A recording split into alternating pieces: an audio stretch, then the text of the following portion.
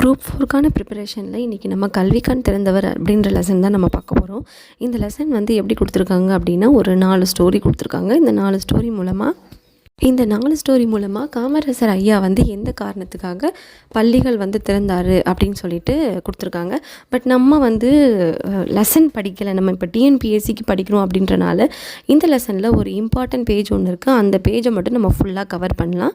அதில் ஏகப்பட்ட 1 மார்க்ஸ். இப்போது இந்த பேஜை நம்ம ஓப்பன் பண்ணோன்னே நமக்கு என்ன தெரியுது அப்படின்னு சொல்லி பார்த்தீங்கன்னா, ஃபர்ஸ்ட் கொஸ்டினே என்ன கேட்டிருக்காங்கன்னா, கல்விக்கண் திறந்தவர் அப்படின்னு சொல்லிட்டு யாரால் பாராட்ட பெற்றவர் காமராஜர் ஐயா. ஸோ கொஸ்டின் யார் ஆன்சர்ன்னு பார்த்தீங்கன்னா பெரியார் தான். பெரியாரால் பாராட்ட பெற்றவர் தான் காமராஜர் ஐயா. ஸோ இது மட்டும் இல்லாமல் இன்னும் நிறைய விஷயங்கள் இதில் இருக்குது. என்னென்னு சொல்லிட்டு பார்க்கலாம். இப்போ அடுத்து பார்த்திங்கன்னா, காமராசர் ஐயாவுடைய சிறப்பு பெயர்கள் அப்படின்னு சொல்லிட்டு கொடுத்துருக்காங்க.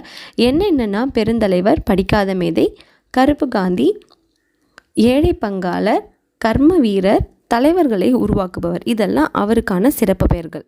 காமராசர் ஐயா அப்படின்னாலே அவர் கல்விக்காக பாடுபட்டவர் அப்படின்றது நமக்கு தெரியும். ஸோ இவர் கல்விக்காக எந்தெந்த விதத்துலலாம் வந்து மாணவர்களுக்கு முன்னுரிமை கொடுத்து படிப்புக்கு முன்னுரிமை கொடுத்துருக்காரு அப்படின்னு சொல்லி பார்த்தீங்கன்னா, இவர் முதலமைச்சராக பதவியேற்ற அந்த காலத்தில் 6000 பள்ளிகள் மூடப்பட்டிருந்து அதை எல்லாத்தையுமே திறக்கிறதுக்கு நடவடிக்கை எடுத்திருக்காரு. இலவச கட்டாய கல்வி இது வந்து உருவாக்குனவர் நம்ம காமராசர் ஐயா தான். மதிய உணவு திட்டத்தை உருவாக்குனதும் காமராசர் ஐயா தான். அனைவரும் சீருடையில் தான் வரணும் அப்படின்ற சீருடை திட்டத்தை உருவாக்குனதும் நம்ம காமராசர் ஐயா தான். அது மட்டும் இல்லாமல் உயர்கல்வி பெற பொறியியல் கல்லூரிகள், மருத்துவக் கல்லூரிகள், கால்நடை மருத்துவக் கல்லூரிகள், ஆசிரியர் பயிற்சி நிறுவனங்கள் இது எல்லாத்தையுமே புதிதாக தொடங்கினதும் இவருடைய ஆட்சி காலத்தில் தான். நிறைய கிளை நூலகங்கள் உருவாகிறதுக்கும் இவர் தான் காரணமாக இருந்தார். இவர் கல்விக்காக நிறைய பணிகள் செஞ்சுருக்காரு. இது காமராசர் ஐயா கல்விக்கு ஆற்றின பணிகள். அரசாங்கம் நம்மளுடைய காமராஜர் ஐயாவுக்கு என்னென்ன சிறப்புகள் தான் செஞ்சுது அப்படின்றது அடுத்தது கொடுத்துருக்காங்க. இந்த பாக்ஸ் கம்பல்சரி நீங்கள் படிச்சுக்கோங்க. மதுரையில் இருக்க ஒரு பல்கலைக்கழகத்துக்கு மதுரை காமராஜர் பல்கலைக்கழகம் அப்படின்னு சொல்லிட்டு இவருடைய பெயர் தான் சூட்டப்பட்டிருக்கு.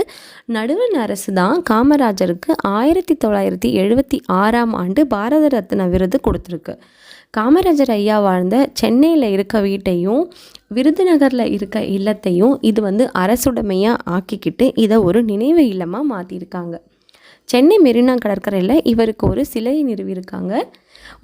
சென்னை உள்நாட்டு விமான நிலையத்திற்கு இவருடைய பெயர் தான் சூட்டப்பட்டிருக்கு. கன்னியாகுமரியில் காமராஜர் ஐயாவுக்கு ஒரு மணிமண்டபம் வச்சுருக்காங்க. அது எப்போ கட்டினாங்க அப்படின்னா 2/10/2000. இதெல்லாம் இந்த இயர்லாம் நம்ம கம்பல்சரி நல்லா டீட்டெயில்டாக படிச்சுக்கணும். எல்லா வருடமும் இவருடைய பிறந்த நாளை கல்வி வளர்ச்சி நாளாக கொண்டாடுறாங்க. இப்போது இதே யூனிட்டில் நூலகம் நோக்கி அப்படின்னு சொல்லிட்டு ஒரு விரிவானம் இருக்குது. அதுக்குள்ளே இருக்க விஷயத்தையும் நம்ம பார்க்கலாம் வாங்க.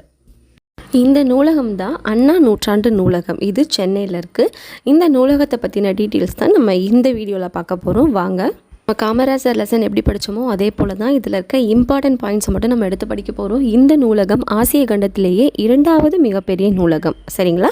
2வது நூலகம் இது அப்படின்னா அப்போ ஃபர்ஸ்ட் நூலகம் எதுவாக இருக்கும் அப்படின்னு சொல்லி பார்த்தீங்கன்னா, சீனா தான் ஆசிய கண்டத்திலேயே மிகப்பெரிய நூலகம் வச்சுருக்க ஒரு நூலகம். ஓகேங்களா? அதாவது இப்போ நம்ம இந்த அண்ணா நூற்றாண்டு நூலகம் மொத்தம் 8 ஃப்ளோர் இருக்கான், 8 தளம் இருக்குது. இந்த நூலகத்துடைய பரப்பளவு எவ்வளோ அப்படின்னு சொல்லி பார்த்தீங்கன்னா 8 ஏக்கரில் இருக்குது. கொஸ்டின்ஸ் எல்லாமே ஒரு லைன்லேயும் ஒரு கொஸ்டின் இருக்கும். நம்ம இப்போ இந்த லெசன் ஃபுல்லாக படிக்கல. இந்த லெசனில் இருக்க முக்கியமான பகுதிகள் மட்டும்தான் படிக்க போகிறோம். இந்த லெசனில் எப்படி இருக்குன்னா, ஒரு ஃப்ளோரில் என்னென்ன இருக்குது அப்படின்றது தனித்தனியாக எக்ஸ்பிளைன் பண்ணியிருக்காங்க. இருந்தாலும் இந்த ஒரு பாக்ஸில் என்ன பண்ணியிருக்காங்கன்னா 8 ஃப்ளோர்லேயும் என்ன இருக்குது அப்படின்றத ஒரு பாக்ஸில் மொத்தமாக கொடுத்துட்டாங்க. அதில் தரைத்தளம் அப்படின்னா கிரவுண்ட் ஃப்ளோர். அந்த தரைத்தளத்தில் என்ன இருக்குது அப்படின்னு சொல்லி பார்த்தீங்கன்னா பிரெய்லி நூல்கள் அப்படின்னா ஒன்றும் கிடையாது. பார்வை திறன் குறைபாடு இருக்கவங்க, பார்வையற்றவர்களுக்காக ஒரு சில புக்ஸ்லாம் இருக்கும். அந்த புக்ஸ் எல்லாம் இருக்கிற இடம் தான் வந்து தரைத்தளம். ஃபர்ஸ்ட் ஃப்ளோரில் குழந்தைகளுக்கான பிரிவு, முழுக்க குழந்தைகளுக்கான பிரிவும் பருவ இதழ்களும் இருக்குது. 2வது தளத்தில் தமிழ் நூல்கள் இருக்குது. 3வது தளத்தில் கணினி அறிவியல், தத்துவம், அரசியல் நூல்கள் இது எல்லாமே இருக்குது.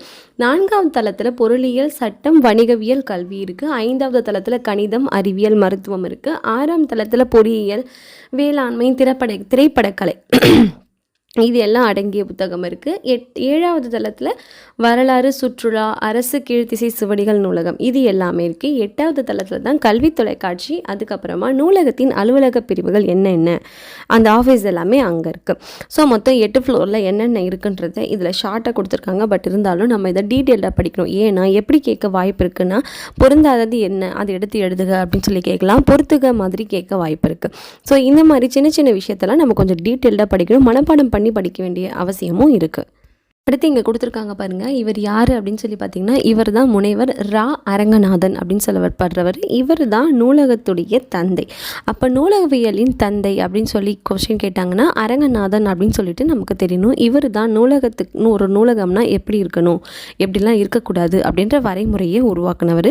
அதாவது சிறந்த நூலகத்தில் சிறப்பாக இருக்கவங்க அவங்களுக்கு கொடுக்குற விருது பேரும் அரங்கநாதன் விருது அப்படின்றது தான். ஹோல் லெசனில் இதெல்லாம் தான் இம்பார்ட்டன்ட் பாயிண்ட்ஸ். மற்றது எல்லாமே வந்து ஜஸ்ட்டு குழந்தைங்க எங்கே போகிறது, அதாவது இந்த லெசன் எப்படின்னா குழந்தைங்க சுற்றுலா போகிற மாதிரி தான் அவங்க பண்ணுறது, இந்த மாதிரி ஆக்டிவிட்டீஸை தான் கொடுத்துருப்பாங்க. மற்றபடி இந்த லெசனுக்குள்ளே இருக்க கண்டென்ட் என்னன்னு சொல்லி பார்த்திங்கன்னா இப்போ நான் சொன்னது தான். இருந்தாலும் இன்னொன்று விஷயத்தை நம்ம மிஸ் பண்ணிட்டோம். நூலகத்தை படித்து அதில் உயர்ந்த நிலைக்கு போனவங்க யார் அப்படின்னு சொல்லிட்டு கேட்டிருக்காங்க.